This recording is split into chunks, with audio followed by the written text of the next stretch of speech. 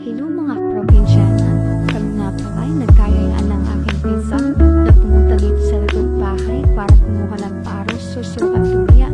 Dito nga pala sa likod bahay namin guys ay may maliit na sapa at dito nga ay minsan kumukuha rin, maraming kumukuha ng mga tuya, paros at suso.